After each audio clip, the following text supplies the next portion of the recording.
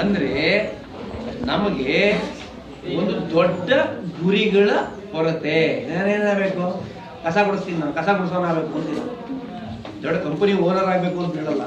ಮೂರನೇದು ನಾಳೆ ಮಾಡಿದರಾಯಿತು ಎನ್ನುವ ಧೋರಣೆ. ಹೇಳಿ ಜೋರಾಗಿ.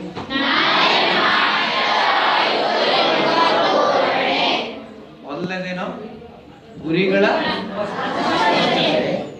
ಉನ್ನತ ಧ್ಯೇಯಗಳ ಕೊರತೆ, ನಾಳೆ ಮಾಡಿದರಾಯಿತು ಎನ್ನುವ ಧೋರಣೆ.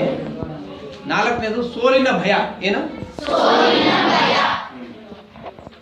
ಐದನೇದು ನಿರಾಶಾವಾದಿಗಳ ಮಾತು ಕೇಳುವುದು. ಅವನು ಯಾರೋ ಉಳಿದ ದ್ರಾಕ್ಷಿ ಹುಳಿ ಇದೆ ಅಂದ್ಬಿಟ್ಟಂತೆ, ಹುಳಿ ಸರಿ ಇಲ್ಲ, ಸ್ವೀಟ್ ಇಲ್ಲ.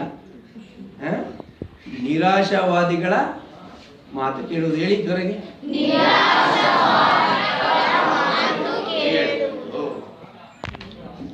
ಏಳನೇದು ನಕಾರಾತ್ಮಕ ಮನೋಭಾವ. ಹೇಳಿ. ಏನೋ ಎಲ್ಲದರಲ್ಲೂ ಇದಾಗಲ್ಲ, ಅದಾಗುತ್ತೆ. ಅರ್ಥ ಆಯ್ತಾ? ಇದಾಗಲ್ಲ, ಅದಾಗುತ್ತೆ ಅಂತ ಆಗಲ್ಲ ಆಗಲ್ಲ ನನ್ಗೆ ಹುಷಾರಿಲ್ಲ, ವಯಸ್ಸಾಯ್ತು, ನಂಗಾಗೋಗಿದೆ, ನನಗೆ ಅದಿಲ್ಲ ಇದಿಲ್ಲ, ಎಲ್ಲ ಬಿಡ್ಬೇಕು. ಎಂಟನೇದು ಸ್ವಾರ್ಥ. ಒಂಬತ್ತನೇದು ಮಜಾ ಇದೆ. ನಾನು ಯಾವುದು? ಸೋತು ಸುಣ್ಣವಾದವರ ಸಂಘ. ಅದಕ್ಕೆ ಬಂದ್ರೆ ಅಡ್ಮಿಷನ್ ಆಗಬೇಡಿ. ಹೇಳಿ. ಅಡ್ಮಿಷನ್ ಆಗಬೇಡ. ಅನಗತ್ಯ ಕೆಲಸಗಳಲ್ಲಿ ತೊಡಗುವುದು.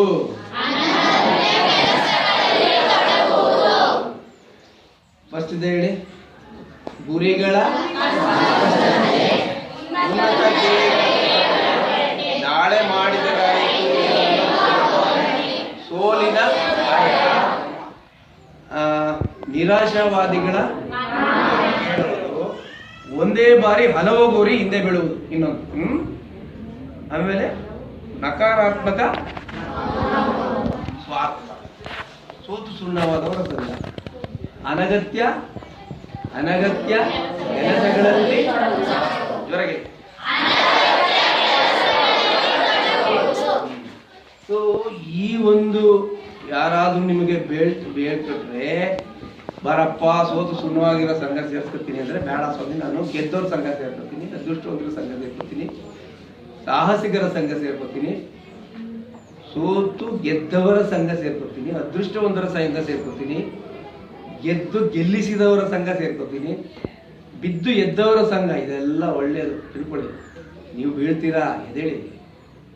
Get up, get up. ಹೇಳಿ. Get up, get up.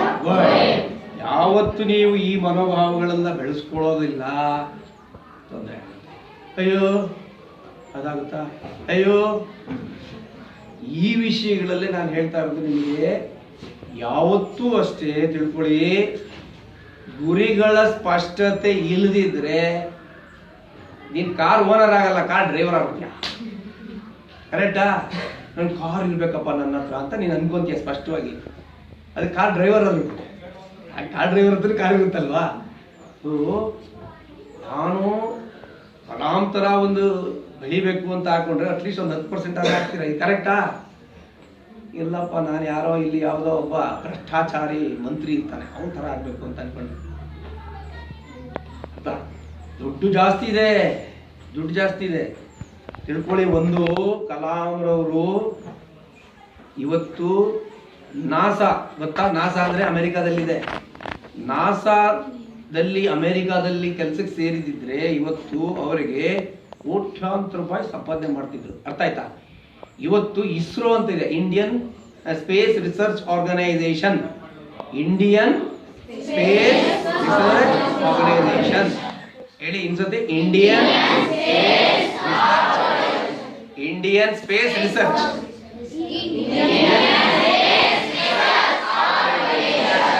ISRO ಸೇರ್ಕೊಂಡ್ರು, ಕಡಿಮೆ ದುಡ್ಡು. ಇವತ್ತು ಭಾರತ ರತ್ನ, ಅಣುವಿಜ್ಞಾನಿ, ಮಾನವತಾವಾದಿ ಕೋಟ್ಯಾಂತರ ಹೃದಯಗಳಲ್ಲಿದ್ದಾರ. ಕೋಟಿ ಇಂಪಾರ್ಟೆಂಟಾ, ಕೋಟ್ಯಾಂತರ ಹೃದಯದಲ್ಲಿ ಇರೋದು ಇಂಪಾರ್ಟೆಂಟ್ ಆಗಿದೆ. ದೊಡ್ಡ ಚಪ್ಪಾಳೆ ಕಲಾಂಗೆ.